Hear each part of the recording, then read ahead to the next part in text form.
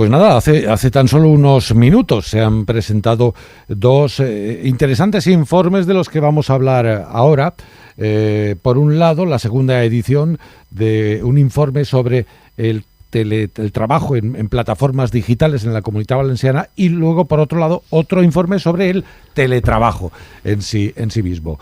Informes que ha realizado la Universidad de Valencia en colaboración con Labora, y de ellos vamos a hablar ahora. En primer lugar, saludemos a Enric Nomdedeu, que es secretario autonómico de Empleo. Enric, ¿cómo estás? ¿Qué tal? Buenos días. Buen día. Y también a Adrián Todolí, profesor de Derecho del Trabajo y de la Seguridad Social de la Universidad de Valencia. Profesor Todolí, buenos días. Hola, buen día. Bueno, ¿por qué informe empezamos de los dos? ¿Teletrabajo o trabajo en plataformas? ¿Qué preferís? Pues igual, per una qüestió cronològica, hauríem de començar per el de plataformes, no? Al final això obeeix d'alguna manera una convicció que jo sempre intento explicar, que la presa de decisió política hauria d'incorporar la metodologia científica, i això vol dir primer analitzar, tindre una diagnosi per a poder després doncs això, plantejar una hipòtesi de treball que en el cas de la polític serien normes executives, i després seguir revisant el resultat, no? I d'alguna manera, intuïtivament, nosaltres sabíem que el treball en plataformes anava molt més enllà del que eren els riders, diguem que és el més visual, i efectivament en el primer treball que va coordinar el professor Todolí i que se va presentar en el seu moment, en les dades que teníem en aquell moment ja vam veure que efectivament era així, que posava en perill alguns riscos de benestar laboral, de drets laborals dels treballadors, i vam considerar que teníem que seguir en aquesta línia. Ara, en el segon que se presenta, confirmem ja en un anàlisi detallat a nivell de País Valencià, per gènere, per edat, per formació, per diferents sectors, la realitat que efectivament ve a dir-nos que una de les coses greus que podria passar és pèrdua de drets dels treballadors, possibilitat de desconnexió, estar pendent permanentment d'aquest treball, i els diferents, i això ho explicarà molt millor el professor, i les diferents repercussions que té això en el model econòmic.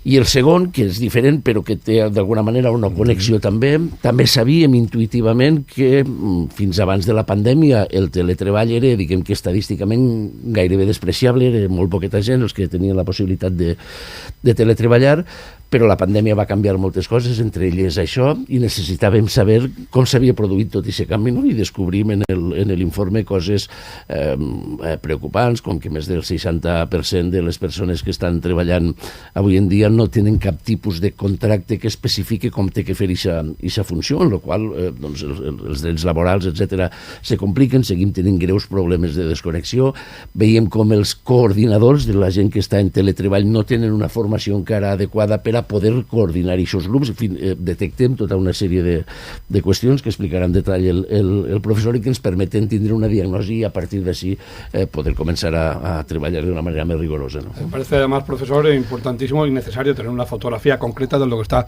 sucediendo en estos ámbitos, porque los modelos económicos y empresariales, pues muchos van por ahí y seguramente, pues como tú bien decías, Enrique, la regulación laboral pues a veces no va tan rápido como los usos sociales y económicos, y esta es una realidad que no podemos dejar que se nos escape, ¿no? Sí, completamente. Además, la clave de esto, y además de eso agradecer a Labora, que estamos consiguiendo no solo una fotografía, sino la evolución, porque claro, hicimos un primer trabajo 2011, en 2021, ahora 2022, y que es el que vamos a presentar, y entonces, por ejemplo, hemos visto que el trabajo en plataformas está aumentado un 10% en comparación al año anterior, ¿no? De 2021 a 2022. No va a menos, no es una cuestión de, bueno, esto era el trabajo en plataformas por la pandemia, aumentó. No, es que sigue aumentando. Entonces esto ha venido para quedarse, ¿no? Y entonces yo creo que es muy importante no solo tener esa fotografía, sino ver la evolución. En primer lugar, profesor, cuando hablamos de plataformas digitales, ¿estamos hablando solo de los que conocemos como riders? No, esa es una de las cuestiones. Para que el oyente se explique y lo entienda. Claro, completamente. Mira, de hecho, una de las cuestiones que queremos saber es los sectores, los trabajadores de plataformas, ¿dónde trabajan?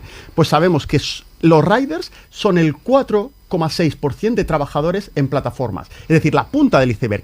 ¿Qué es el resto de trabajo en plataformas? El trabajo en plataformas es trabajo creativo, los community managers, es decir, todas estas personas que hacen trabajo online, pero también abogados. Hay abogados en plataformas. ¿Qué es un abogado en plataformas? Pues que existe una plataforma, como si fuera Uber, que va dando encargos a los abogados, pero también a los arquitectos, también a los diseñadores de páginas web. Entonces, claro, tú eres una persona que estás en tu casa, a lo mejor, esperando un encargo. Igual como los que vemos los riders esperando a la puerta de un supermercado o de un restaurante, esperando encargos, pues funciona el mismo modelo de trabajo, pero también para profesiones liberales, simplemente en su casa, ¿no? O cuando queremos hacer un arreglo en el baño, necesito fontanero, y te llegan de determinadas empresas 20 propuestas de fontaneros que, claro, están suscritos a estas plataformas. Exactamente, claro. Efectivamente. I que moltes vegades, a més, funciona com la subhasta del peix a la baixa. El que fa el preu més econòmic i no sé què és el que acaba, i per tant tu tens que estar des de les 6 del matí fins a les 9 de la nit davant de la teva pantalleta sense poder desconnectar, a veure si trobes un encàrrec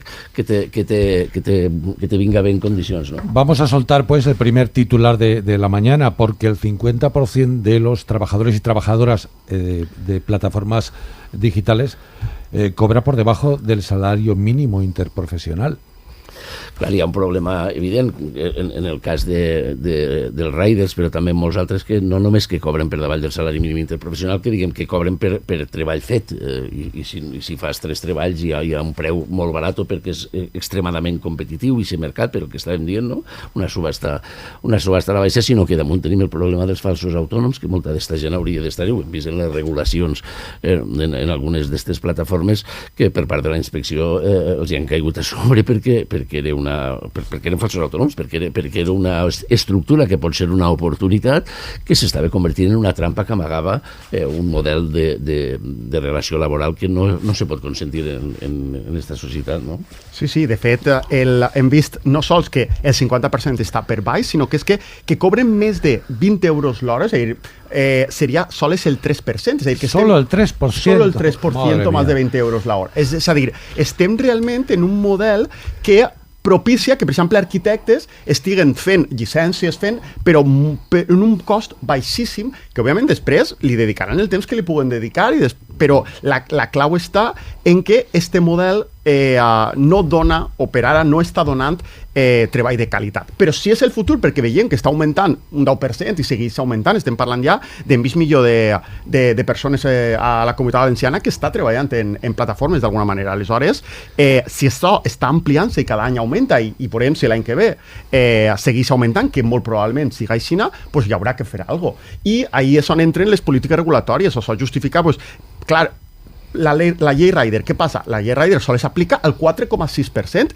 I què passa amb la resta?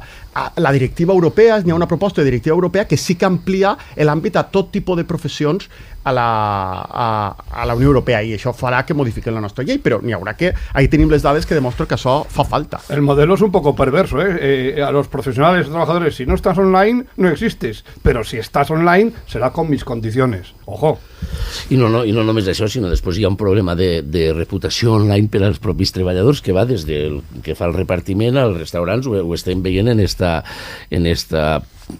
idea que se'ns ha posat en el cap de que nosaltres hem de jutjar com si fórem el cap de personal el treball de la gent que treballa en un gran magatzem, que quan acabes diu ponga verde, rojo o amarillo, com l'hemos atendido. I dic, pues no ho vaig a fer, perquè jo no sé qui us va a fer això de la teva empresa. Si dic que tot està bé, quan tu reivindicaràs una cadira per seure, te dirà no, està tot bé, i si dic que tot està mal, igual te tenen la culpa. Hi ha tota una perversió en una cosa que en realitat és una oportunitat. És igual que el teletreball. El teletreball és una oportunitat clara. Si ho hem vist, hi ha empreses que diuen això me permet retindre talent, perquè li ofereix unes condicions a partir de cert llindar de salari, que ja no te mous necessàriament per això, i sinó per benestar, te dona una oportunitat de mantindre persones que d'una altra manera l'empresa del costat, posant un taló més gros damunt de la taula, se te l'emportaria. És una oportunitat, però hem de regular-ho, hem de fer-ho bé.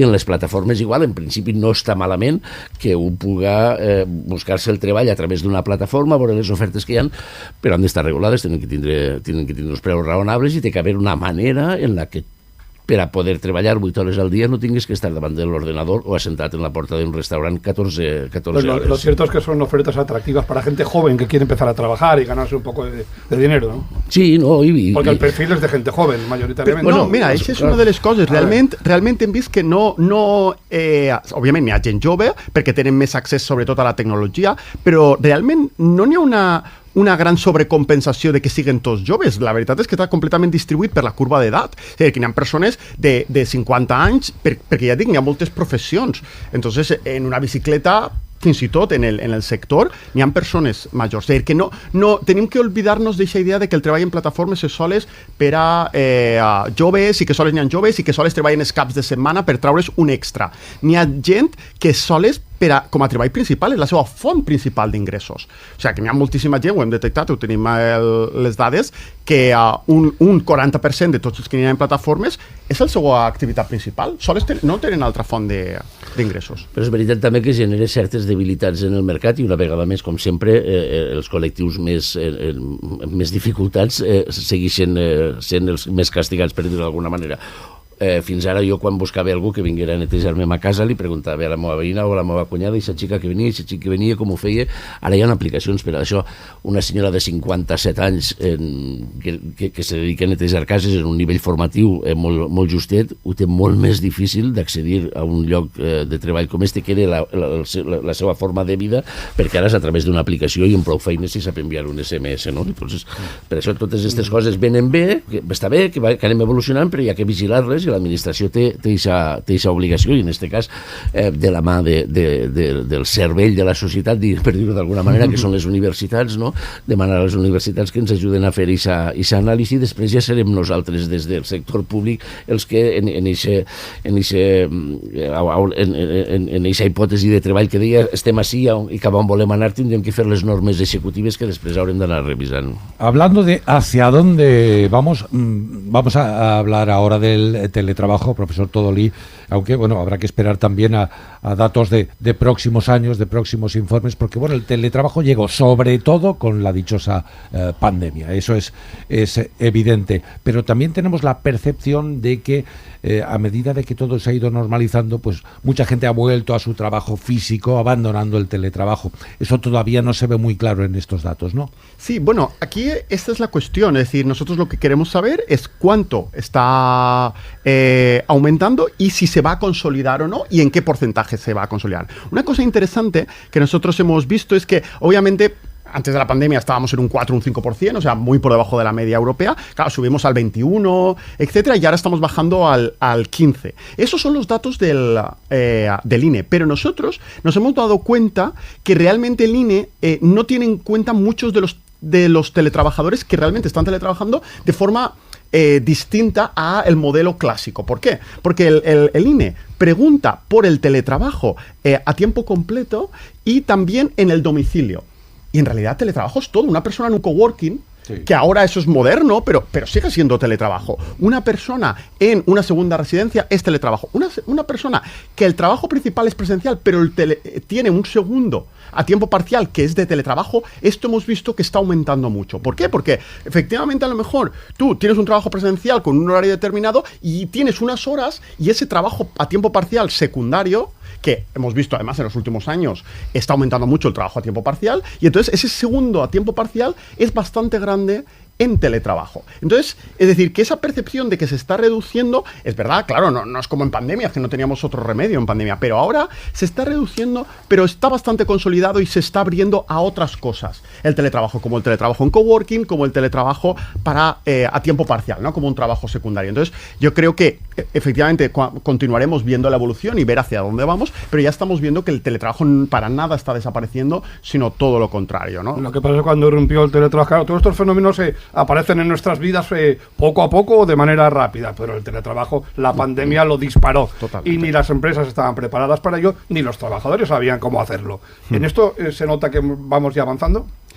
Bueno, vamos avanzando, no tanto porque, mira, como ha dicho Enric, el 60% no tiene todavía un anexo para el teletrabajo, cuando es obligatorio. Entendemos que en la pandemia a lo mejor hubiera sido muy complicado hacerlo, ¿no? Pero ahora, es decir, esas personas que ya se van a consolidar, porque ahora ya la pandemia en principio ya ha pasado y el teletrabajo que se ha quedado es el trabajo que parece que va a quedarse, estas personas ya deberían, pues eso, tener un acuerdo claro de cuáles son las condiciones y cómo se hace el teletrabajo. Pero, por ejemplo, también hemos visto que el 80% se ha tenido que poner su propio ordenador, es decir, no la empresa no le ha dado un ordenador, como dice la normativa, ¿no? Entonces, es decir, que esto no parece que esté asentándose con un marco regulatorio como el que tenemos, que es la ley del teletrabajo, porque ahora la tenemos, ¿no? Desde 2021. Es más, Enric, ni las empresas aportan los medios, ni asumen por norma general los costes, ni respetan la desconexión digital, que és otro tema molt important. Molt important, per això estem especialment contents de que hi hagi una visió des del punt de vista del dret de treball i de la seguretat social, però també des de la psicologia en el professor Peiró, perquè això té uns costos emocionals i té uns costos de salut mental importantíssims. Les xifres estan així, el 60% de la gent que teletreballa, dèiem, no ha signat cap acord que el regule, però és que el 56% dels enquestats diuen que han rebut fora d'horari de treball correus. Un 35,2% els han telefonat o ens han telefonat fora de l'horari de treball i un 40% missatges de text o àudio fora de les hores de treball. Vull dir, que tu estigues treballant fora de l'espai físic que fins ara reconeixien com el lloc de treball no significa que tu pugues... A alguien... a mí que me pensaba que l'havia... No, a ver si hablando de la desconexión digital suena por ahí... Ha saltat. Sí. Això, disculpeu, em pensava que li havia llevat la veu. Doncs això no vol dir que perquè no estigues físicament en la fàbrica, per dir-ho d'alguna manera, o en l'oficina, se te pugui seguir cridant durant totes les hores del dia, i això se té que regular i té que tindre uns mecanismes, perquè si no al final és veritat que té costos, deia, psicològics i té costos molt greus en salut mental, i això és un problema per a les empreses, òbviament per als treballadors que ho pateixen i per a la societat en el seu conjunt. Més enllà del dany físic o emocional, té un dany econòmic també molt considerable, ¿no? Per això... ¿Este ámbito también favorece la presencia de falsos autónomos, como en las plataformas digitales? Pues mira, això és una cosa també molt interessant. De fet, nosaltres volíem fer els dos estudis per comparar el treball de plataformes i el teletreball. Primer, perquè òbviament això és digitalització i volem veure l'evolució de la digitalització, l'impacte de la digitalització en l'economia valenciana, però precisament volíem plataforma i teletreball per a comparar. I hem vist que no és així, és a dir, que és de veres que en el teletreball n'hi ha un poquet més d'autònoms que en el treball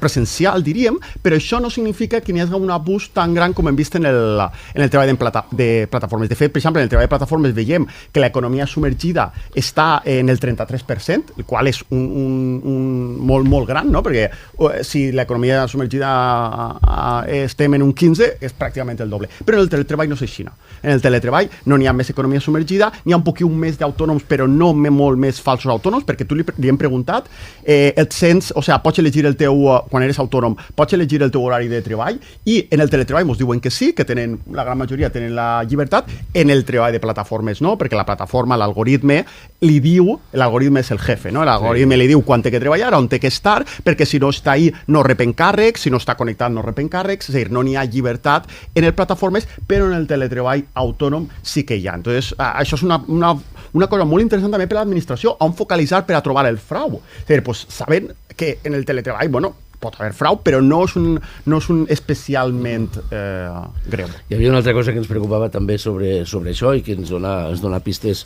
El treball més enllà del frau pròpiament dit, i també fins a quin punt, vull dir, el 7,74 per cada 10 treballadors estan satisfets de teletreballar. Però i organitzativament això com ho tindríem que fer? Vull dir, un teletreballa tots els dies de la setmana, totes les hores de la setmana, o és necessari que hi hagi unes determinades hores, les justes, de presencialitat? No només per eixa, bueno, la pandèmia ho vam veure, no? De pronte tu tenies que estar en casa treballant, que no era teletreballar, estar treballant des de casa, i de pronte hi havia més reunions que mai. I hi havia reunions perquè volien saber el teu jefe si estaves en pijama, perquè una altra cosa no aclaria. Al final, en realitat, t'estava trencant el ritme de treball. Però fins a quin punt una empresa, una societat, una col·lectivitat perd la intel·ligència col·lectiva si no hi ha interrelació entre els seus treballadors? I fins a quin punt això t'acaba aïllant si només treballes en ta casa, i això té conseqüències també de caràcter psicosocial. I aquestes coses a nosaltres també ens interessa saber com se troba aquesta gent per a dibuixar un model que creiem que haurà de ser forçosament, en la majoria dels casos, mixtes. En alguns llocs serà un dia a la setmana o 2 dies a la setmana o un dia al mes, però de quan en quan la gent s'haurà de sentar i trobar-se, perquè això és el que fa créixer també la intel·ligència del col·lectiu, ¿no?, de l'empresa. A raíz de las conclusiones de estos informes, en los que se ha preguntado a más de 2.000 personas, también hay en la parte final unas recomendaciones.